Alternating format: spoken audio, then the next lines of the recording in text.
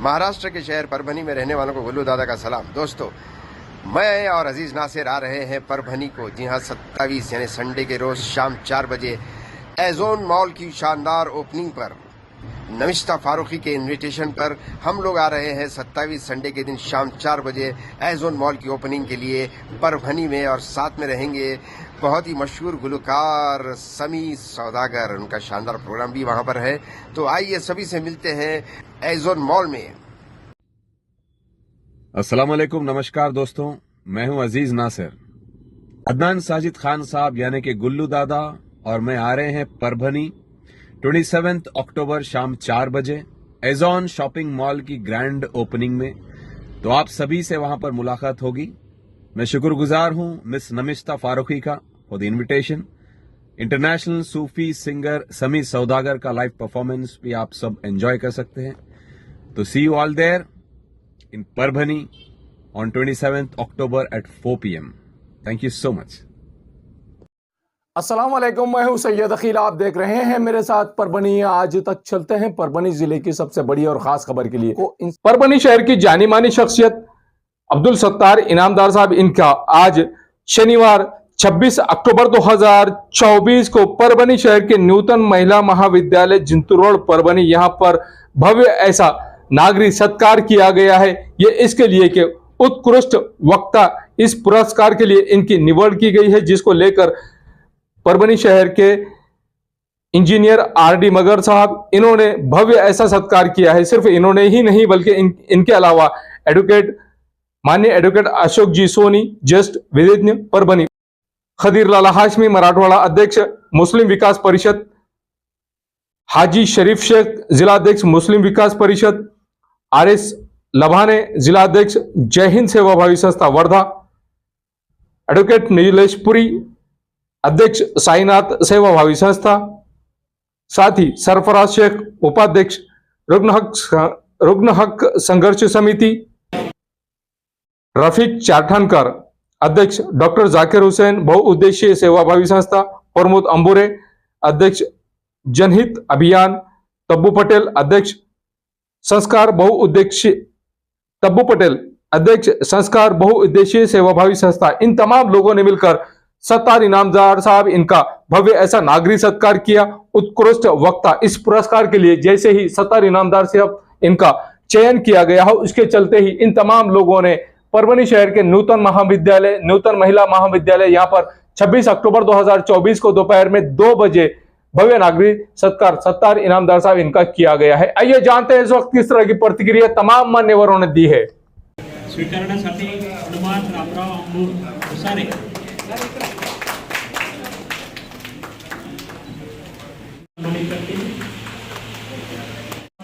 कार्यक्रम आहे तो संपन्न होत आहे।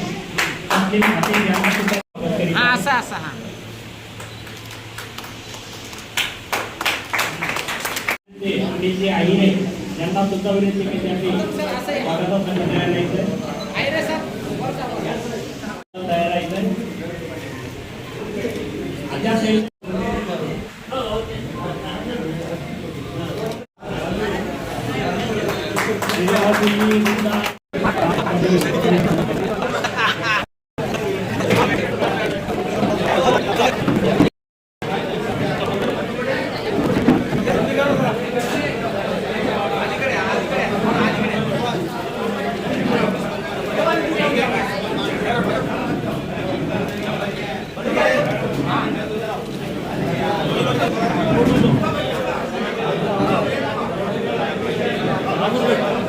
नामों की लिस्ट ले लो ना, कौन कौन से मेहमान मार दो, फोटो मार के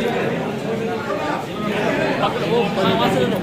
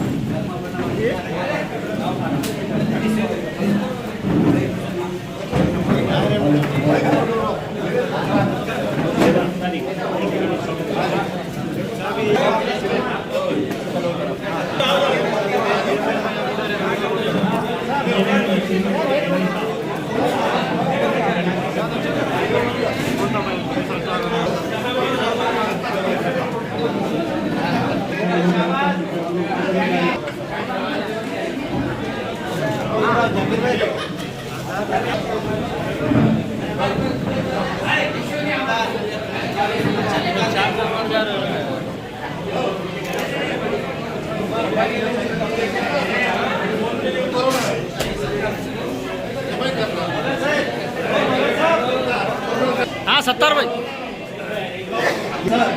यांचा सत्कार या कार्यक्रमाचे अध्यक्ष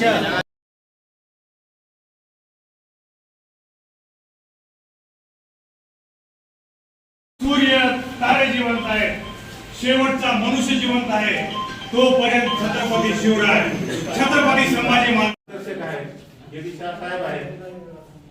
त्यांच्या वक्तव्यातून आपल्याला सर्वांना ऐकायचं आहे. माझा हा जो सन्मान करा. मला अरे कोण म्हणतं छत्रपती शिवराय गेले आहेत?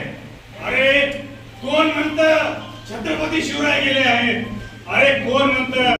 तर तो आपल्या कार्यामध्ये कधी अध्यक्ष पटेलजी यांच्यासोबत सहकारी या सन्मानित कार्यक्रमाला उपस्थित असलेले एक महिला सोडून माननीय अब्दुलजी सत्तार साहेब यांना या ठिकाणी सन्मानित करण्याचा योग आलेला आहे. अशा या सन्मान सोहळ्याच्या निमित्तानं आपल्या भावना व्यक्त करण्यासाठी मी अब्दुलजी इनामदार साहेबांना विनंती करतो. सत्तारजी इनामदार साहेब.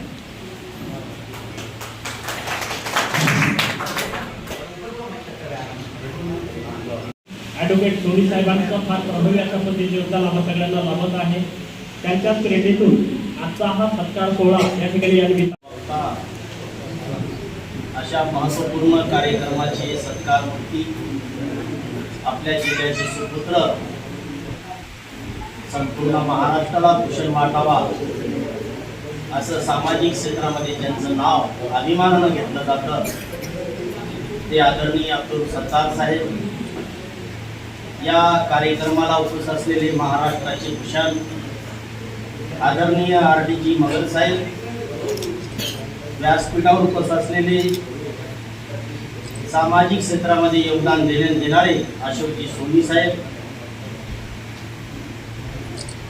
मराठवाडा अध्यक्ष मुस्लिम विकास परिषदचे खलील लालाजी हाशमी साहेब, हाजी शरीफ भाई, RS लाभाने साहेब आणि ज्यांनी 5 संस्थेने एकत्र येऊन हा कार्यक्रम आयोजित करून पुरस्कार दिला असे संस्थेचे अध्यक्ष निलेशजी पुरी साहेब, शरीफभाई चाटणकर, सरफराज शेख, प्रमोदजी अंभुरे साहेब आणि तपू पटेल साहेब.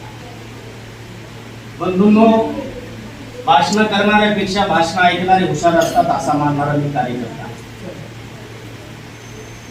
लाखो लोकांमध्ये, करोडो लोकांमध्ये एक विद्वान असतो, लाखो लोकांमध्ये एक पैलवान असतो आणि हजारो लोकांमध्ये एक वक्ता असतो. शिक्षणापासून समाजकारण कसं करायचं हे आम्हाला महात्मा ज्योतिबा फुलेनं शिकवलं.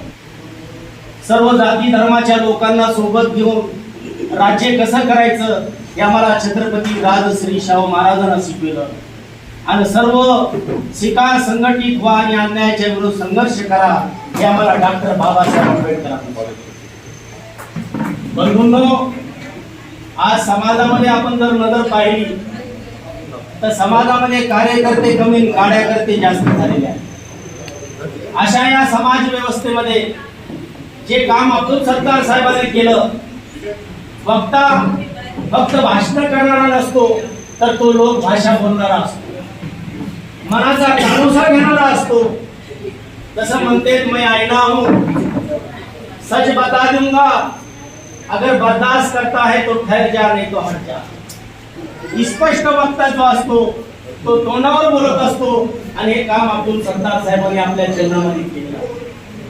आज मला अभिमान आहे की त्यांच्या जन्मभूमीमध्ये हा सत्कार सोहळा होतोय. खरं म्हणले तर आपल्या घरातला बाळ किती मोठा झाला हे घरच्या लोकांना कधी माहित नसतं. ते सत्तारबाई नाही का ते आपले, पण बाहेरच्या माणसाला वाटतं ज्यावेळी तू बघत असतो पाहुणा आल्यावर, अरे सत्तारबाई इतके बडे बनले, मैं आया था जब बहुत छोटा. गेल्या 15 वर्षापासून सत्तारबाईचा आमचा संबंध आहे. अतिशय महाराष्ट्रामध्ये जे काय रचले गाजले त्यासी म्हणावे आपले, तो साधू वळखावा देवते त्याची जाणावा. अनेक समाजातले जे पडद्याआड जे कार्यकर्ते गेले होते त्यांना पुढे आणून त्यांना शबासकीची हात देऊन त्यांचा सन्मान करण्याचं काम अब्दुल सत्तार साहेबांनी केलं. बंधूंनो, ही साधी गोष्ट नाहीये. आपण जरी संख्यात्मक इथं कमी असलो तर गुणात्मक आपण खूप मोठे आहोत. आज समाजामध्ये काम करीत असताना वक्ता ते वक्ते नाहीये जे भांडण लावणारे आहेत, समाजामध्ये तेढ निर्माण करणारे नाही आहेत, समाजाला जोडणारा वक्ता पाहिजे. एक या देशामध्ये एक विद्यार्थी होता. तो विद्यार्थी स्वतःला खूप शहाणा समजायचा. त्या शाळेच्या विद्यार्थ्यांनी त्यांनी परीक्षा घ्यायचं ठरविलं. परीक्षा कशी घ्यायची म्हणून त्यांनी भारताचा एक नकाशा संपूर्ण फाडून त्या विद्यार्थ्याच्या हातात दिला आणि त्या विद्यार्थ्याला सांगितलं, हा नक्षा मी फाडलेला आहे देशातला, तुला जसं की तसं ते जोडून मला द्यावा लागेल. पण नक्षाच्या बाजूला दुसरं एक माणसाचं चित्र होतं. त्या विद्यार्थ्यांनी त्या माणसाचं डोळं पाहिलं. अरे, इकडून तो डोळा आहे, मग दुसरा डोळा असेल, नाक असेल. तो नक्षाच्या पाठीमागून त्या माणसाला जोडण्याचं काम करायला लागला. सन्मानित करण्याचा योग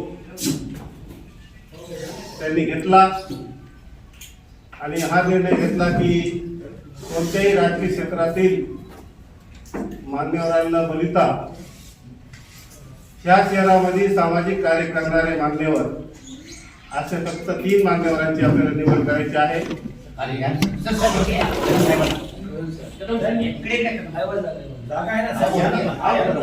आमचे परम मित्र आदरणीय विजय आजी नगरजी या सोहळ्याला आवर्जून उपस्थित असलेले आपल्या परभणी जिल्ह्याचे प्रसिद्ध विजेते आणि माझे प्रमुख मार्गदर्शक आदरणीय सोनी साहेब, या सोहळ्यासाठी बीड येथून उपस्थित असलेले प्रसिद्ध समाजसेवक जी.डी. शाह साहेबजी,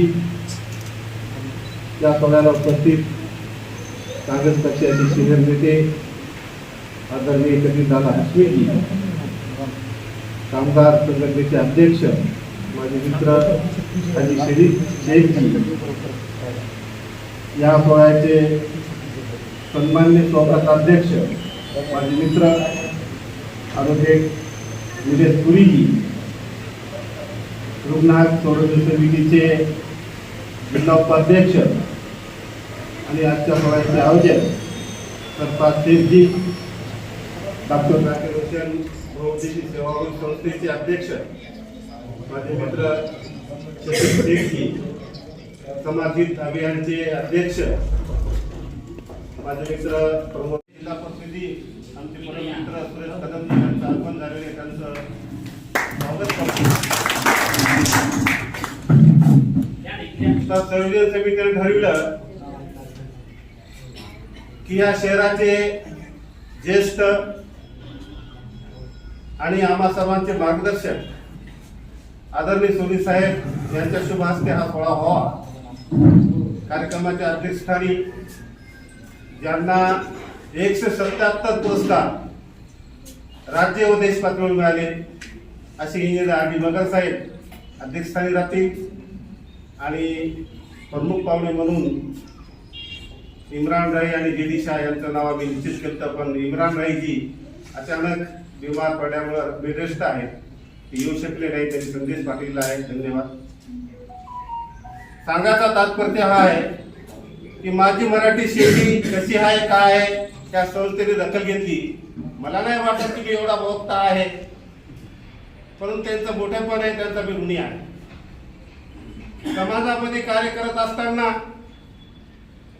समाजाच्या हितासाठी, समाजाच्या न्यायासाठी आपण काय केलं पाहिजे, कशासाठी केलं पाहिजे, हा हेतू ह्या देशातील, ह्या राज्यातील, ह्या शहरातील प्रत्येक नागरिकांनी बाळगला पाहिजे. त्याचं कारण समाजकारणाच्या माध्यमातून एकमेकांचे जे स्नेह संबंध निर्माण होतात, एकमेकांची संवाद निर्माण होतो आणि त्यापासून एक नवीन प्राधान्य आपल्याला मिळतं आणि आम्ही समाजामध्ये वावरण्याचं काम करतो आणि समाज त्याची दखल घेत असतो. आता ह्या जगामध्ये वेगवेगळ्या विचाराचे, वेगवेगळ्या प्रकारचे, वेगवेगळे आपले ज्ञान ठेवणारे असे भरपूर ज्ञान तज्ञ आहेत. काहीच ज्ञान हे देशाला एक दिशा देणारं असतं, काहीच ज्ञान देशाला विभिन्न विभागाकडे नेणारं असतं.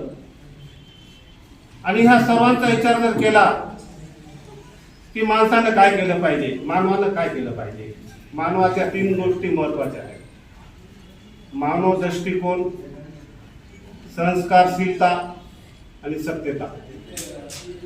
ज्या माणसाने या 3 बाबी आपल्या जीवनामध्ये बाळगल्या आहेत तो मनुष्य जीवनामध्ये यशस्वी ठरतो असं म्हणणं वावगं ठरणार. फिर कभी आपकी मुलाकात होगी, रूबरू हो तो और कुछ चलेगा अपना. महमूद भाई टाइम मिला तो आज हमारे सत्तार भाई मेरे बड़े भाई के जैसे, सही बोलूँ क्या, हमारे सवेरे 1 कप चाय बगैर हमारा दिन शुरू होता नहीं है. और गर्मी का कोई भी मसला हो, कोई भी हम आदान प्रदान करते हैं. और दोस्त ऐसा ही रहना पड़ता है. एक दोस्त का किस्सा बोलता हूँ. दोस्त क्यों होना चाहिए? एक दोस्त का घर जल गया, एक दोस्त का घर जल गया तो रिश्तेदार चाहने वाले सब आए. अरे क्या हो गया? अरे बोले मेरा पूरा घर जल गया, सब जल गया. एक दोस्त आया, अरे क्या बोले सत्तर भाई क्या हुआ? उसने यार मैं बचा सब गया. अभी खाली पहले फिर जलाई क्या? तू बचा तो फिर जलाई क्या? दोस्त ऐसा होना चाहिए. अरे दोस्त रहना तो इंसान कभी भी कुछ नहीं, सुसाइड करने का नाम नहीं लेता है. क्या रहता है जो आदमी अकेला रहता है ना, आप देखो ना सत्तर भाई के ऊपर कितने लोगों ने मोहब्बत करी. आज भाभी तो बोलेंगे इतने कैसे क्या भूखे है तुमका. इसका तो शाम में इनका इसका पूरा हिस्सा होने वाला है, नहीं तो इसमें आटे से खाना आने वाला है. ये तो बात पक्का है. मैं आपकी ज़्यादा टाइम नहीं होता है. देखो अब आपको ये सब जो वीडियो में बात कर रहा हूँ ये सब यूट्यूब पे, इंस्टाग्राम पे अपने को दिवाली से 5 तारीख से आ रहे हैं. आप कभी भी देख सकते हैं मेरे व्याख्यान, मेरा जो शेर शायरी है, जो भी गज़ल है, वो आपके लिए सब कुछ मैं ला सकता हूँ. आप देखेंगे. आपका ज़्यादा टाइम में लेते, और कुछ बहुत बोलने की इच्छा हो रही पर आपका ज़्यादा टाइम में लेते हो. हमारे सत्तार भाई का ऐसा ही उम्र लंबी हो, अल्लाह ताला उसके ऊपर मेहरबान हो, और उसके बहू बेटे को ऐसा प्यार उन पर लटो. और भाभी और सत्तार भाई 100 साल उम्र पार करके उनका 100 साल का हम सत्कार करने पे घर पे जाएंगे. जितनी शुभकामनाएं देते हुए मेरे दोस्त खत्म करता हूँ. जय माँ. पैदा हो गई है, इसके लिए जो जीना है ना अपने औरत के लिए जियो. और जब तक मरते नहीं तब तक कुछ भी प्रॉपर्टी अपने बच्चों के नाम मत कीजिए. कुछ भी रहो, आखिरी दम तक मैं आपको सलाह देता हूँ कि अपनी जो भी प्रॉपर्टी है अपने बच्चों के नाम मत कीजिए. इंसान की खाली एक ही जुड़े रहती है, उसकी औरत. बुढ़ापे में वो मर जाए या बुढ़ा मर जाओ, पर उसको आखिरी तक उसका अगर प्रॉपर्टी रही तो औलाद उसको संभाल सकते, नहीं तो उसको कोई संभालेगा नहीं. क्या ये सब पुराना एक गाना मालूम है कि आपको? आपने सबने सुनाऊंगा. लेकिन वो गाना बोलो, कुछ बोलो, भजन बोलो, पर आदमी के दिल को मेरे झंझोड़ देता है. एक मीनिंगफुल गाना है एक कड़वा उसका. उपकार प्रेमी 1962 के एक फिल्म थे, हम तो पैदा भी नहीं, आप भी नहीं होंगे. कसमें वादे प्यार वफा सब बातें बातों का प्यार, कोई नहीं या किसी का, सब नाते हैं नातों का प्यार. कसमें वादे प्यार वफा. कितना मीनिंगफुल है. वो एक बोलते इसका आगे क्या करवा है.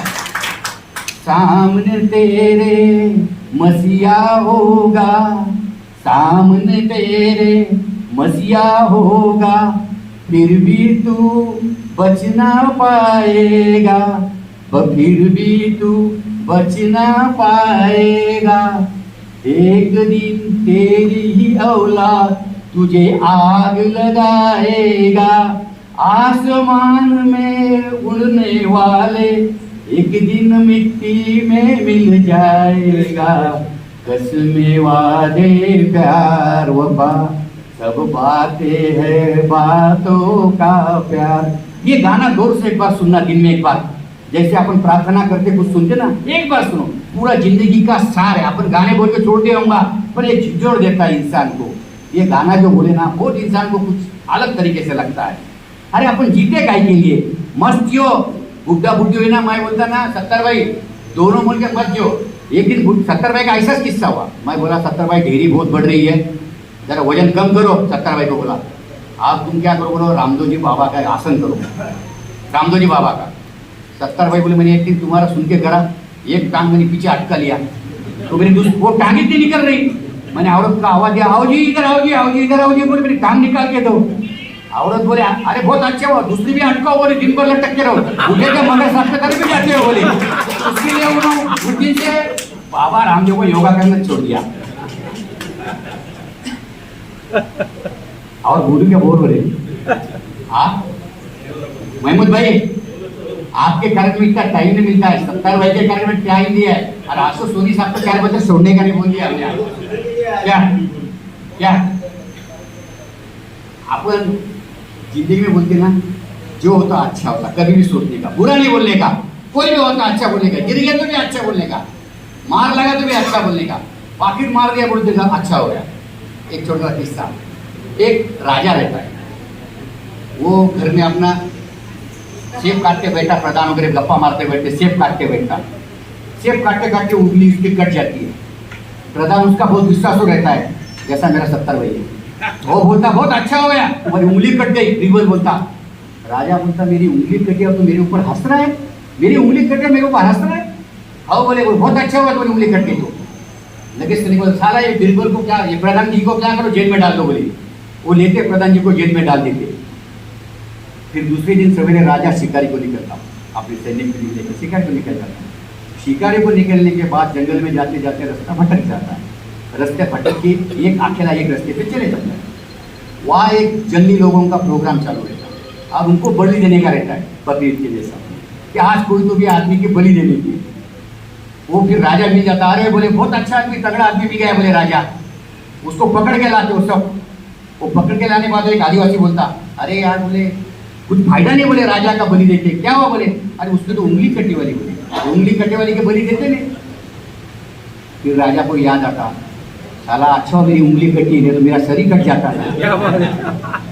फिर वो वापस आते बराबर सैनिकों को बुलाता, अरे यार प्रधान जी को छोड़ दो बोले जेल में से। तो प्रधान जी को छोड़ता, प्रधान जी बोले आ जाओ, तुमने अच्छा बोले, जो अच्छा हुआ तुम बहुत अच्छा बोले, तुमने मेरे को जेल में डाला वो भी मेरे लिए अच्छा हुआ बोले। अरे बोले क्यों, मैंने तेरे को जेल में डाला, अरे तुम्हारे को भी जेल में डाला बोल के अच्छा हुआ बोले। अरे मैं जेल में नहीं जाता था ना तो मेरे को कुछ भी मार नहीं था, तुम्हारी जगह पे मेरी गर्दन करता। तो जिंदगी में समझो जो होता है वो अच्छे के लिए होता है, कभी भी पॉजिटिव थॉट रखना, ऐसा निगेटिव थॉट नहीं रखना। क्या ये जो बोलते ना अपन, इंसान नहीं सोचना नहीं निगेटिव सोचे कि समझ जाने का, कुछ भी डरने का नहीं। घर में लोग आज सुसाइड करते छोटे छोटी चीजें, अरे बचना है तो लड़ने का, क्या डरने का, कोई डरने का नहीं। आपको ज्यादा टाइम नहीं लेते हो, मेरा आवड़ता मेरे ने तो मैं यार आधा घंटा तो खींच सकता हूँ। आप लोगों भी खुश है, ऐसा कुछ बोर नहीं होगा। क्यों मेहमूद भाई लियो क्या नहीं एनर्जी में चार्ज करू का सबको। 70 भाई म्हणजे एक उत्कृष्ट नाही तर एक उत्कृष्ट माणूस आहे, माणुसकीचा नमुना आहे। त्यामुळे आजच्या सगळ्यात पहिले कार्यक्रमाला उपस्थित असलेले आमचे मित्र, ज्येष्ठ मार्गदर्शक ॲडव्होकेट सोनी साहेब, खदीर लालाजी, आमचे शफीक चाचासन, निलेश पुरी, सरफराज शेख आणि प्रमोद आंबुरे आणि बिरून आले आमचे जेडी शाह साहेब। काय है 70 भाई का आमचा दोस्ताना जास्त है, 70 भाई के घर के लोगों को भी मालूम है। आज 70 भाई का जितना सत्कार हुआ, जितने हार पूरे है ना, उनके शादी में भी नहीं आएंगे 70 भाई के। 70 भाई तो जिंदगी में नहीं लेके होंगे। वो भाभी तो बोलती होंगी ना, ये ऐसा कैसा का इतना सत्कार है। तो 70 भाई के लोगों के ज्यादा प्यार मोहब्बत है, 70 भाई घर में कम लोगों में ज्यादा रहे। क्योंकि मैं बोलता ना 70 भाई हमारे साथ, हमारा 25 साल से दोस्ताना है। मैं हमेशा बोलता हूँ 70 भाई मुसलमान है, मैं हिंदू हूँ, मैं हिंदू हूँ ना 70 भाई मुसलमान है, हम दो जिस्म एक जान है। हमारे 70 भाई इंसानियत की पहचान है। 70 भाई आज अपन कहते हैं ना घर में का कैप्टन कैसा होना चाहिए, हमारे 70 भाई जैसा होना चाहिए। 2 बच्चे, 2 अपने लक्ष्मी जैसी बहू भाभी, इनको सबके संभालते हैं, दुनियादारी में सब सामाजिक काम करते हैं, सब लोगों को जोड़ते हैं। आपने देखे होंगे आप कितने लोग आज चाहते हैं, अरे आजकल कोई अच्छा बोलने वाला आदमी अच्छा मिलता नहीं इंसान को। अरे जो आदमी उसको फूलों से सत्कार करता है ना, वो जो है हमारा 70 भाई कैसा दूल्हा दिख रहा, दूल्हा ऐसा ही फोटो संभाल कर भाभी जान घर पे ये फोटो निकालो मत, अरे बेटा रात भर भी रहने दो। क्या रहता है जिंदगी में ऐसे पल बहुत कम आते हैं। हमारे 70 भाई के छोटा सा शेर है, आज आप थोड़ा शाम बैठो, आपको आज मजा आएगी। क्योंकि आज मेरे भाई, मेरे जानी जिगर, मेरा दोस्त का सत्कार हुआ है। साला आज तो दिल खोल के बात होगी, आप, मैं और 70 भाई। बस मेरा कतरा, मेरा वजूद कतरा था दुनिया के सामने, मेरा कतरा वजूद था दुनिया के सामने, लेकिन मेरे माँ बाप की दुआओं ने समंदर बना दिया, मेरे माँ बाप की दुआओं ने समंदर बना दिया। ऐसा हमारे 70 भाई है। देखो, माँ बाप की सेवा करना ये सबसे बड़ी बात है। मैं हमेशा बोलते रहता हूँ, माँ बाप की सेवा करो, तुमको हज को जाने की जरूरत नहीं पड़ेगी। उम्रे में जो सवाब ना मिला ना, वो माँ की खिदमत में मिलता है, ऐसा अल्लाह कहता है।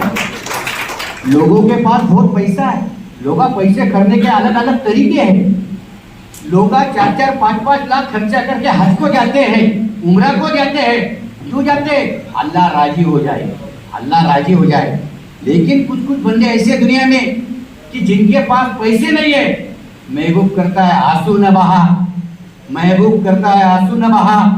4 कदम चल के अपनी माँ की खिदमत कर, तेरे को हज का सवाब मिलेगा, कोई जाने की जरूरत नहीं है। अरे घर में माँ बाप होने के बाद क्या हज के जाने की जरूरत है? मैं हमेशा बोलता हूँ ना, आजकल के बच्चे माँ बाप की इज्जत नहीं करते। मैं बोलता हूँ जवान बच्चे को, इनको भी, कि माँ बाप की इज्जत करो, माँ बाप का रिस्पेक्ट करो। अरे कुछ बच्चे रात में 1-1, 2-2 बजे घर में पान खा के, चाय पी के 2-2 बजे तक बच्चों के दोस्तों के साथ गपशप करके घर में आते। बेचारी माँ को नींद नहीं आती, मेरा बच्चा क्या कर रहा है, कैसा रह रहा है, बाहर कुछ झगड़ा करा, कुछ लफड़ा हुआ क्या। वो घर में 2 बजे आने के बाद माँ उसको बोलती है, क्यों बेटा इतनी देर से मत आते जा, ये करते जा। तो बच्चे माँ को बोलते, ए चुप कर, चिल्ला मत, तेरी आवाज से मेरे सर में दर्द होता है। वो बोलते, चिल्ला मत, तेरे आवाज से मेरे सर में दर्द होता है। मैं बच्चों को बोलता, अरे जिस दिन तुम्हारी माँ मर जाएगी ना, रात में 2 बजे तुम आएंगे ना, तो कोई पूछने वाला नहीं रहेगा ना घर में, उस दिन तुम्हारे सर में नहीं, तुम्हारे दिल में दर्द होगा, उस दिन तुम्हारे दिल में दर्द होगा। मैं हमेशा बोलता हूँ, अरे रात को 3 बजे अपनी माँ को देखो सोए वाले, जो दिन भर मेहनत करती है घर में अपने वालिद के बच्चों के लिए, 5 बजे उनके सब घर का काम करती है ना। 4 इंसान का काम एक औरत करती है। मैं बोलता इंसान की इज्जत करना चाहिए, कोई भी धर्म मजहब हो, वो घर में इंसान ने औरत की इज्जत करना चाहिए। 3 बजे देखो तुम माँ सोए वाली ना, माँ का चेहरा देखो, माँ के पास बैठो, अरे तहज्जुद जो पढ़ते ना, उसका सवाब मिलेगा आपको। तहज्जुद जो पढ़ते, आपको कहीं जाने की जरूरत नहीं, कहीं मक्का मदीना। अरे पर आजकल के बच्चों में ये घमंड आ गया, माँ बाप से ऊंची आवाज में बात करते हैं, जोर में करते हैं, माँ बाप को इज्जत नहीं देते हैं। मैं बोलता हूँ ये बहुत गलत है। आज 4 भाई मिलके रहते हैं, 4 भाई एक साथ रहते, अलग अलग रहते, और माँ बाप को बांट लेते। वो बोलते 1 महीना तेरे पास रहेंगी, 1 महीना तेरे पास रहेंगी, 1 महीना तेरे पास। अरे जो माँ ने अपने 7-7, 8-8 बच्चों को मिल के बांट एक साथ संभाल के खाया, अपने पेट काट के खाया, कि अपने बच्चों की सलामती चाहिए। अरे वो बच्चे माँ बाप का बंटवारा करते 1-1 महीने के लिए। मैं तो बोलता ना, बच्चों ने बोलना भाई को, अरे वो जमीन तू ले ले, जायदाद है तू ले ले, पूरी प्रॉपर्टी तू ले ले, माँ बाप मुझे दे दे। क्योंकि माँ बाप की खिदमत ही जन्नत है, कोई प्रॉपर्टी भी जन्नत नहीं है। अरे जो माँ बाप की खिदमत करते हैं ना, उसमें ही जन्नत है तुमको, नहीं तो तुम्हारे को कोई प्रॉपर्टी भी जन्नत नहीं, कोई पूछने वाला नहीं है।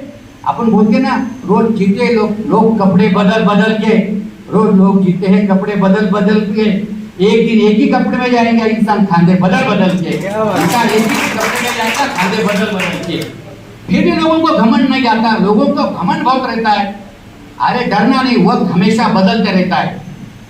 कश्ती पानी में डूब के फिर निकल सकती है, कश्ती पानी में डूब के फिर निकल सकती है, क्षमा बुझ के फिर जल सकती है, क्षमा फिर बुझ के जल सकती है। तू मायूस न हो, तेरे इरादे न बदल, किस्मत किसी भी वक्त बदल सकती है, किस्मत किसी भी वक्त बदल सकती है। लोगों में आजकल सब क्या बोलते ना, बच्चों में, तरुण यंग बच्चों में पेशेंस नहीं है, बहुत जल्दी क्या बोलते हो, फ्रस्ट्रेट हो जाते हैं, सुसाइड करते हैं। डरना नहीं। अरे दिन आने वाला है, सूरज डूबने वाला है, सूरज डूबने वाला, रात आने वाली है। हमारे सूरज कदम सामने, जो बेचारे आज पहली बार हमारा वक्तव्य सुनने का है, उन्होंने बहुत लगते थे, मगर साहब क्या बात कर दिया, खाली ऑफिस में बैठे नोटा जमा करते हैं। लेकिन आज हमारे दोस्त सामने आए। मैं एक डॉक्टर का एक उदाहरण पा रहा हूँ, माँ की दुआ कैसी रहे, एक बहुत अच्छा एग्जाम्पल है। और सत्य घटना पे आधारित। मैं आपको जो भी बोल रहा हूँ भाई साहब, माता जी, वो हर चीज सत्य घटना है, कोई भी मन घड़त कहानी नहीं रहती, मगर जब भी बोलता है सत्य घटना बोलता है। एक नीतू मांडे बोल के डॉक्टर थे मुंबई में, कुछ लोगों को मालूम होगा, जिन्होंने बाला साहब ठाकरे की बाईपास सर्जरी करी थी। पर वो आदमी में एक घमंड था, बहुत सारा घमंड था कि वो भगवान को कभी मानता नहीं था। वो बोलता था मैं भगवान कुछ नहीं, झूठे सर, मैं आज तक कभी भगवान का दर्शन करा नहीं, भगवान को कभी सर झुकाता नहीं। आपको यकीन नहीं होगा, उसको इतना कामयाब डॉक्टर, बहुत हार्ड सर्जरी करी, उसको दिल्ली गवर्नमेंट एक अवार्ड के लिए बुलाया। वो जैसे दिल्ली गवर्नमेंट के अवार्ड के लिए हवाई अड्डे पे आया, हवाई अड्डे पे आता बराबर इतना वातावरण बदल गया, तूफान आ गया, बहुत सारा तूफान आ गया कि वो हवाई अड्डे वाले ने बोल दिया कि अभी 10 तो 12 घंटे कोई भी हवाई जहाज यहाँ से उड़ान नहीं करेगा। फिर उसने सोचा मेरे को तो कैसा हुआ, पहली बार जिंदगी में इतना बड़ा सेंट्रल गवर्नमेंट मेरा अवार्ड रखा, मेरा सत्कार रखा है। तो उसने कार किया, टैक्सी किया, टैक्सी लेके रास्ते से निकला, लेकिन वहां में हवा इतनी बदल गई, इतना तूफान हवा पानी चल गया कि वो रास्ता भटक गया।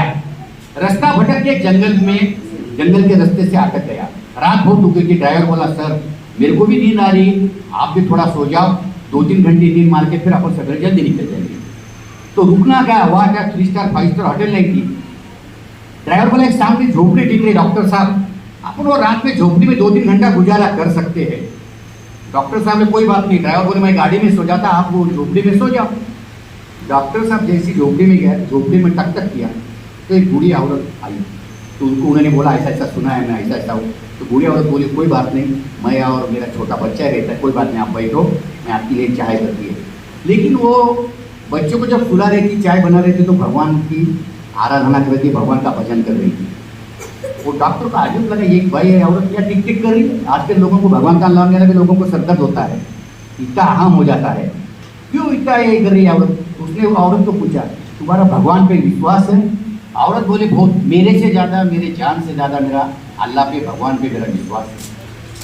तो जैसा डॉक्टर को चाय बनाई, डॉक्टर बोले क्या हुआ? कुछ नहीं बोले मेरे 5 साल का बच्चा झूली में पड़े वाला है। डॉक्टर साहब उसके हार्ट की इतनी बड़ी बीमारी हो गई है और मैं गरीब बेवा औरत हूँ, मेरे पास पैसे नहीं है, और मैंने बहुत सारे डॉक्टर को बताया, उसमें मेरे पैसे कैसे खर्चा हो गए। मेरे को गाँव के एक बड़े डॉक्टर ने बोला जिले के कि तुमको अगर तुम्हारा बच्चे का सही इलाज करने का होगा तो बम्बई में डॉक्टर नीतू मांडके बोलते हैं, जो हार्ट में बहुत स्पेशलिस्ट है, तो उसके पास तुमको जाके उसका बाईपास करना पड़ेगा और उसको खर्चा तुमको 4 तो 5 लाख आएगा। वो औरत बेचारी परेशान हो गई, रोज 2 टाइम का खाना नहीं मेरे पास, सवेरे का गर्म करके शाम में खाती हूँ, मेरे पास क्या मेरे बच्चे को। लेकिन भगवान को मैंने मन्नत मानी है कि एक दिन मेरे को वो नीतू मांडके डॉक्टर खुद मिलेगा और मेरे बच्चे का ऑपरेशन करेगा। वो वैसा सुनते ही डॉक्टर के आंखों में से आंसू टपकना शुरू हो गया, उसके पीछे पूरा फ्लैशबैक शुरू हो गया कि मेरे पीछे मैं हवाई अड्डे पे आया, तूफान आ गया, गाड़ी में आया, रास्ता भटक गया और मेरे को बराबर वो बूढ़ी औरत के मकान में वो बच्चे की रेस्क्यू लेके आया। उस दिन से उसने वो भगवान को माना और उसने औरत को बोला कि सिस्टर आप टेंशन मत लो, आप जो डॉक्टर का नाम ले रहे हैं और अपने बच्चे का इलाज का काम करना, वो डॉक्टर मैं नीतू मांडके हूँ। आज भगवान ने तेरा सुन लिया, भगवान ने तेरा सुन लिया। आज नीतू मांडके को खुद भगवान ने तेरे दरवाजे में खड़े कर दिया है। वो बोले मेरे पास पैसे नहीं, पैसे तो नहीं, तेरे बच्चे को तो मैं इलाज करूंगा, पर आज से कोई भी काम करने के पहले मैं भगवान को नहीं छोड़ूंगा। तो मैं बोला ना माँ की दुआओं में और अपन बोलते ना भगवान की दुआ में क्या असर रहता ना, जो लोग करते ना 5-5 तक नमाज अदा करते हैं उनको मालूम है। आप लोग नमाज पढ़ते हो, नमाज का मतलब मालूम है शाह साहब? नमाज का मतलब क्या है? नमाज एक संस्कृत शब्द है। नमाज का मतलब है नम, नम यानी झुक जाना, नम यानी झुक जाना, ईद, ईद यानी ईश्वर, ईश्वर के सामने झुक जाना, बोले इधर तो अल्लाह के सामने सिलेंडर हो जाना, इसका सही मतलब है नमाज। और इसको दुबई में या अबू धाबी में सलाह बोलते हैं और अपने पास इसको नमाज बोलते हैं। तो नमाज का मतलब है अल्लाह के सामने झुक जाना, अल्लाह की सेवा में सिलेंडर करना, इसको नमाज बोलते हैं। क्योंकि मैं आपको झूठ लगेगा, मैं हिंदू आदमी अगर भी रहा तो मेरे सब दोस्त मुस्लिम है, सब है, और मैंने आपके कुरान पूरी मराठी में पढ़े वाली है। मैं कुरान की हर आयत रोज पढ़ता हूँ मेरे हाफिज का बच्चा इरफान पूछो, मेरे टेबल पे मराठी में कुरान है, रोज एक कुरान की आयत में पढ़ता हूँ। कोई भी मजहब नहीं सिखाता तुमको, क्यों? और मुस्लिम समाज का मतलब क्या है मालूम है क्या? मुस्लिम समाज का अर्थ क्या है? अब मैं गैर आदमी हूँ तो आपको पूछ लेंगा, तो मैंने जो कुछ पढ़ा है, मुसलमान समाज का मतलब है सलामत। सलामत कैसा? तो तुम आपने मिले तो आपको बोलते वालेकुम सलाम भाई, वो दूसरा बोलता वालेकुम सलाम भाई। इसका मतलब है वालेकुम सलाम कि अल्लाह आपको खुश रखे, आपको अल्लाह खुश रखे, सलामत रखे। वो भी बोलता अल्लाह आपको सलामत रखे। इसका मतलब मुसलमान धर्म का मायना है सलामती का मायना है। ये बहुत से लोगों को मालूम नहीं है। तो मेरे को मोइन पटेल मौली का पढ़ना बाकी रह गया। क्या बात है, आ जाओ मोइन भाई। तो मैं बोलता ना, ये मजहब धर्म ये मुट्ठी भर लोगों ने अपने मतलब के लिए बनाए वाले खड्डे, ये मैं मानता नहीं हूँ। मैं हर मजहब, मैं कभी आदमी को जात पूछता नहीं। मैं जिंदगी में दो ही जात मानता हूँ, मर्द और औरत, और एक ही धर्म मानता हूँ, इंसानियत। बाकी सब झूठ, बाकी लोगों ने मजहब खाने बनाए वाले, ये बंटवारा करे वाले, ये सब झूठ है। मैं बोलता ना, इंसान का क्या रहता है? अभी अपन अगर बोल दिया ना, और एक शेर बोलता अपन, सितम दुनिया ने इतना ढाया कि सिर्फ मगर बना दिया। सितम इतना दुनिया ने ढाया कि सिर्फ मगर बना दिया। मैं फूल था, मुझे तो पत्थर बना दिया, मुझे तो पत्थर बना दिया।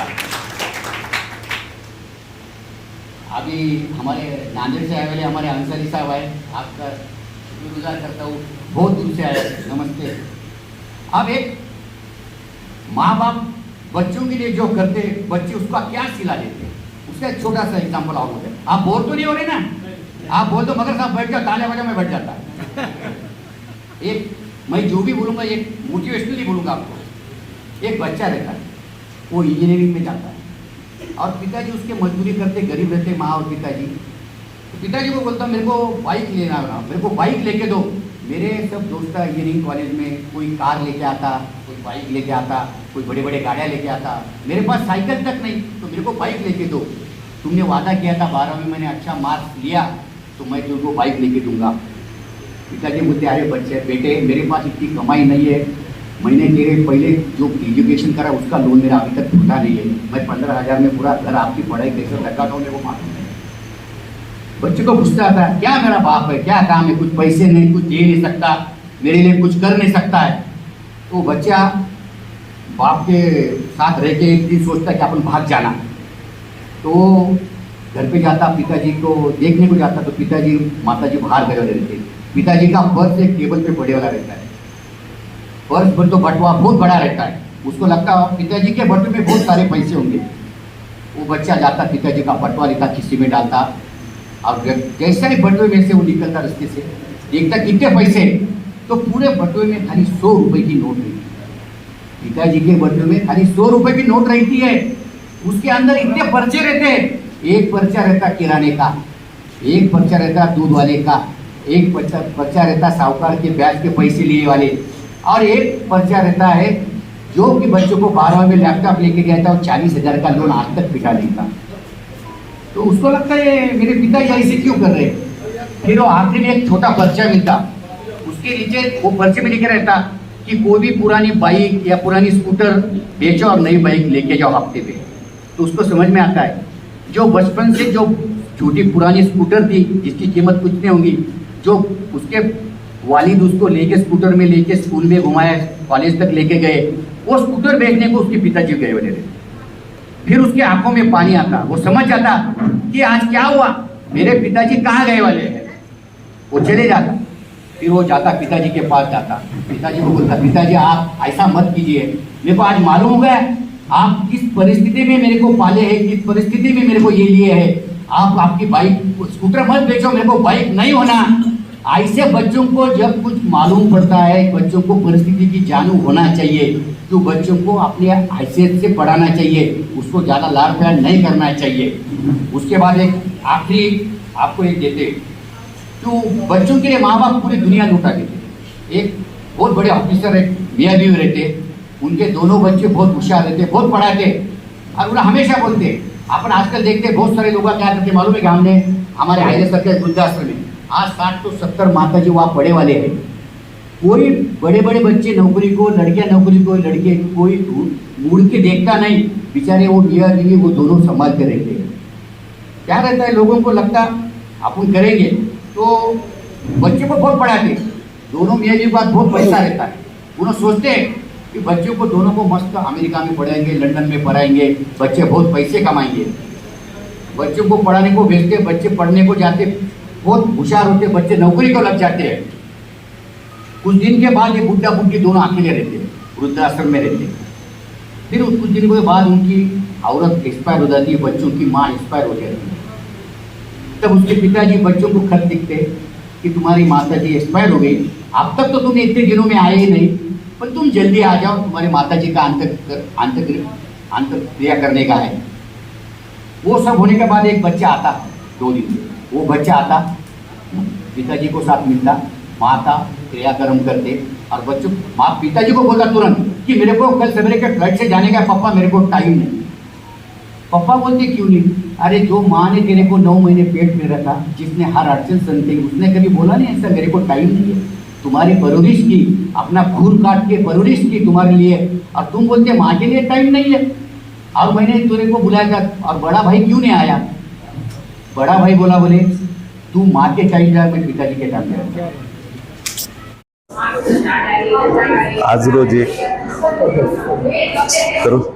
रोजी अब्दुल सत्तार इनामदार साहेब यांना उत्कृष्ट वक्ता म्हणून जो पुरस्कार देण्यात आलेला आहे, याकरिता आम्ही 5 ज्या वेगवेगळ्या क्षेत्रामध्ये, सामाजिक क्षेत्रामध्ये, राजकीय क्षेत्रामध्ये काम करणाऱ्या संस्थेने अब्दुल सत्तार साहेब मागील 27 वर्षापासून वेगवेगळ्या प्रकारचे कार्यक्रम घेतात, वेगवेगळ्या कार्यामध्ये चांगले कार्य करणाऱ्यांना गौरव करतात।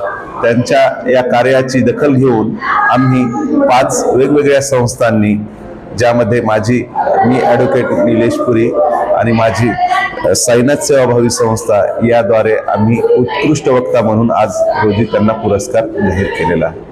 त्याबद्दल आम्हाला आनंद आहे। धन्यवाद। मैं हाजी मोहम्मद शेख शरीफ अब्दुल सत्तार साहब को उत्कृष्ट पुरस्कार मिला, इसके लिए मुबारकबाद देता हूँ और इनको आने वाले और पुरस्कार मिले इसकी शुभकामनाएं देता हूँ। धन्यवाद। काम आपने कर दिया है और जिस तरह से मगर साहब ने बताया है कि उत्कृष्ट वक्ता आपको यहाँ पर सम्मानित किया गया, क्या कहना चाहिए? सबसे पहले तो मैं हमारे आदरणीय प्रेम मित्र इंजीनियर आर डी मगर साहब का इसलिए शुक्रिया अदा करता हूँ कि ये उनका बड़पन है कि मुझ जैसे एक छोटे मोटे इंसान को इतना बड़ा दर्जा दे रहे हैं, ये उनकी मोहब्बत है। और आज जो ये प्रोग्राम यहाँ हो गया है, वो 5 जो एनजीओ है, जिसमें सामाजिक अभियान है, संस्कार सेवाभावी संस्था है, डॉक्टर जाकिर हुसैन सेवाभावी संस्था है और रुग्ण हक संरक्षण समिति है। ये 5 संस्थाओं के ओर से उत्कृष्ट मराठी प्रवक्ता ये पुरस्कार से मुझे आज यहाँ सम्मानित किया गया है। मैं वो 5 सेवाभावी संस्था का ऋणी हूँ और उनके आभार व्यक्त करता हूँ कि मुझ जैसे को इतना बड़ा सम्मान दिया गया है और ये सम्मान को मैं कभी भी टला नहीं जाने दूंगा और ये सम्मान का मान रखूंगा। और आज के इस प्रोग्राम में कार्यक्रम के अध्यक्ष सम्माननीय इंजीनियर आर डी मगर साहब ने अपने ख्यालात में जो माँ बाप और बच्चों के फ़र्ज और समाज को एक संदेश दिया, उस संदेश के बारे में मैं आज उनका शुक्रिया अदा करता हूँ कि आज के इस समारोह में एक अच्छा संदेश यहाँ से परभनी शहर के लिए गया है। कार्यक्रम में हमारे प्रसिद्ध विधि तज्ञ एडवोकेट अशोक सोनी साहब भी मौजूद थे, भीड़ से आए हुए मेहमान डीडी शाह साहब थे और दीगर मेहमान थे और सब 2 साहिबाब ने मुझे आज जो सम्मानित किया उनका मैं शुक्रगुजार हूँ और मैं जिंदगी में उनका आभार व्यक्त करूँगा। धन्यवाद। नमस्कार। आज वितरण सोहला किया गया, किस तरह से देखते हैं आप? पिछले 25 साल से लगातार परभनी में रहकर परभनी वासियों को आप जगाने की कोशिश कर रहे हैं और यहाँ के दबे कुचले जितने भी लोग हैं उन तमाम लोगों को आप आर्थिक मदद करते हैं, किस तरह से देखते हैं? मैं बोलता हूँ ना, जिंदगी में इंसान ने पैसा बहुत कमाते हैं, अपन पैसा कमाने के बाद अपन लोगों को दिल में जगह कमाना भी बहुत जरूरी है और वो काम हमारा सत्तार भाई कर रहे हैं, उनकी एनजीओ कर रही है जैन सेवाभावी संस्था। हम आज 25 साल से उनके साथ जुड़े वाले हैं। तो सत्तार भाई समाज के लिए जो कुछ कर रहे हैं, हम उनके खांदे को खांदे लगा के उनके साथ रहते। वृद्धाश्रम रहो, अनाथ आश्रम रहो, करुणा रहो, जो गरीब लोग रास्ते पे भटकते उनके लिए रहो, कुछ अनाथ दान रहो, ये सब करने में एक अलग आनंद मिलता है। देखो, इंसान लेने में सुकून नहीं, तुमको देने में सुकून है। अब अपनी साथ छोड़ते हैं तो उसमें भी अपने को मजा आती है। अगर साथ छोड़े नहीं तो अपना दिल ही चले जाएगा। वैसा देने में मजा है। अपन एक दाना अगर जमीन में पेरे तो अल्लाह ताला अपने को 100 दाना वापस देता है। तो तुम्हारी देने की भावना होना चाहिए। तो उसके लिए हमारे सत्तार भाई का जो सत्कार हुआ, हम आज दिल से बहुत खुशी है कि हमारे सत्तार भाई को उत्कृष्ट वक्ता बोल के पुरस्कार मिला। उसके लिए आज हमने उनके तारीफ जो करी वो तारीफ के मोहताज नहीं है, वो खुद एक इतने अच्छे इंसान है कि उनका सत्कार होना ये बहुत देर हो गई। हमारे सोनी साहब बोले वैसा हम इसके आगे और सोचेंगे, इनका कुछ नागरिक सत्कार करने आता तो वो भी करेंगे। इतना बोल के हमारे सत्तार भाई को ये न्यूज़ कवर किया हमारे परभनी आज तक के कार्यकारी संपादक बाबरुद्दीन सिद्दीकी, 24/7 माझा महाराष्ट्र न्यूज़ चैनल के कार्यकारी संपादक Sattar Khan Pathan, the fact today के कार्यकारी संपादक सलीम खान उर्फ जुल्फुसर, परभनी टुडे के कार्यकारी संपादक सैयद अयान, परभनी आज तक के मराठवाड़ा ब्यूरो चीफ सोहेल तांबोली, 24/7 माझा महाराष्ट्र न्यूज़ चैनल के मराठवाड़ा ब्यूरो चीफ फिरोज खान पठान, परभनी आज तक के जिला प्रतिनिधि सैयद मोबिन सैयद इस्माइल, परभनी आज तक के परभनी शहर प्रतिनिधि शेख सद्दाम शेख निज़ाम, 24/7 माझा महाराष्ट्र न्यूज़ चैनल के परभनी जिला प्रतिनिधि शमीम खान पठान, इन्होंने मिलकर मैं हूं सैयद अखिल। आप देखते रहिए मेरे साथ परभनी आज तक। आप हमारे चैनल को सब्सक्राइब करें, सब्सक्राइब करने के बाद बेल आइकन का बटन जरूर दबाएं। उसी के साथ आप हमारे चैनल को लाइक करें, शेयर करें और कमेंट करना ना भूलें। आप हमें Facebook, Twitter, Instagram, Telegram, WhatsApp और यूट्यूब पर भी फॉलो कर सकते हैं। मुझे दीजिए इजाज़त। जय हिंद। अस्सलाम वालेकुम, मैं हूं सैयद अखिल। आप देख रहे हैं मेरे साथ परभनी आज तक। ये परभनी शहर का इफ्तिखार पार्क और इफ्तिखार कॉलोनी का एक रास्ता है जो धार रोड से होता हुआ ये सीमेंट का रास्ता आप मेरे पीछे देख रहे हैं जो इफ्तिखार कॉलोनी को जा रहा है। स्काई लाइन कंस्ट्रक्शन की जानिब से ये सर्विस दी जा रही है और एनए कलेक्टर लेआउट जो यहाँ पर प्लॉटिंग निकाली गई है स्काई लाइन कंस्ट्रक्शन की जानिब से, ये सुविधा परभनी शहर के धार रोड से होते हुए इफ्तिखार कॉलोनी में और इफ्तिखार पार्क में डायरेक्ट ये सीमेंट रास्ता दिया गया है और ये रास्ता पूरी तरह से उस कॉलोनी को जोड़ने के लिए दिया गया है। हम आपको पूरा रास्ते का लोकेशन देते हैं कि किस तरह से धार रोड से होता हुआ ये इफ्तिखार कॉलोनी और इफ्तिखार पार्क को ये रोड रास्ता सीमेंट रास्ता अटैच हो रहा है। ये सर्विस सिर्फ इफ्तिखार कॉलोनी के वासियों के लिए ही स्पेशली दी गई है। परभनी शहर के धार रोड से होता हुआ जो सीमेंट रोड है, ये cement road sky line construction के सर्वे सर्वा मेराज सिद्दीकी इनकी जानिब से बनाया गया है इफ्तिखार पार्क और इफ्तिखार कॉलोनी के लिए।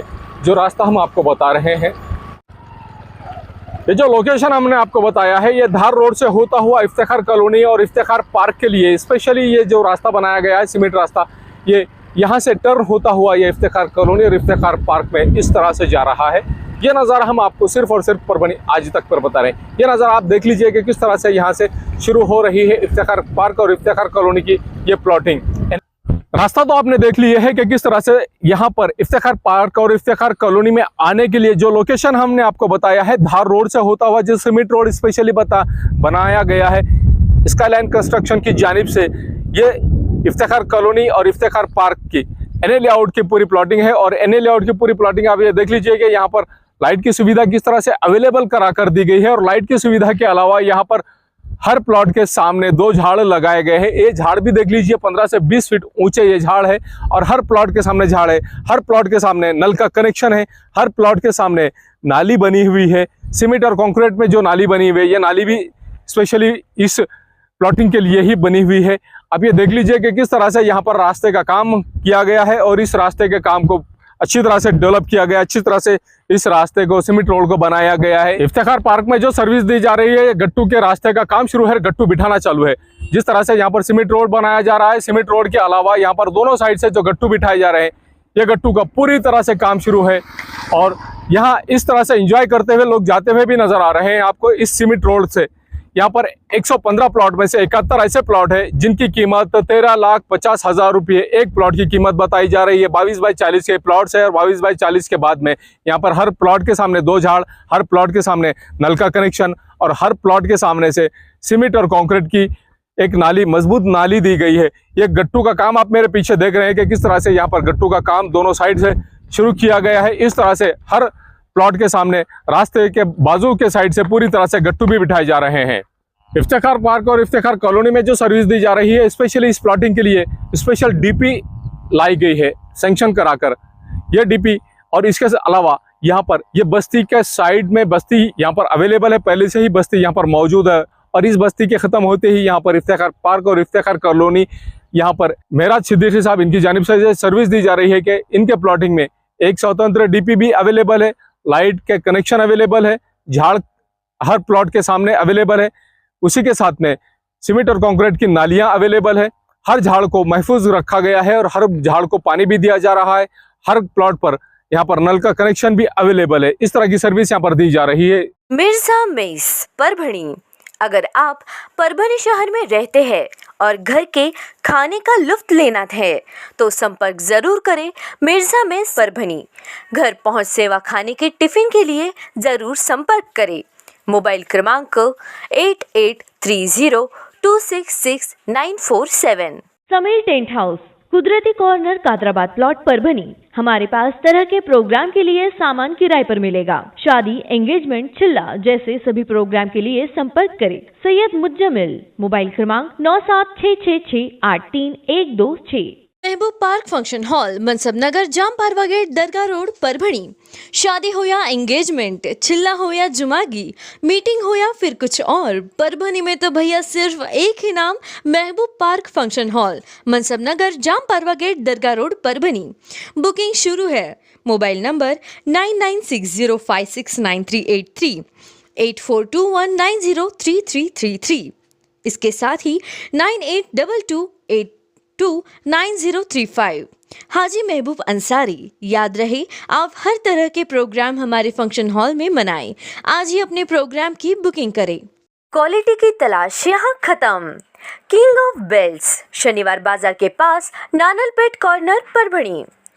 Ladies purse, school bag, original leather belt, कमर belt, wallet, body spray, perfume और भी बहुत कुछ। एक बार जरूर आए। किंग ऑफ बेल्ट, शनिवार बाजार, नानलपेट कॉर्नर, परभणी।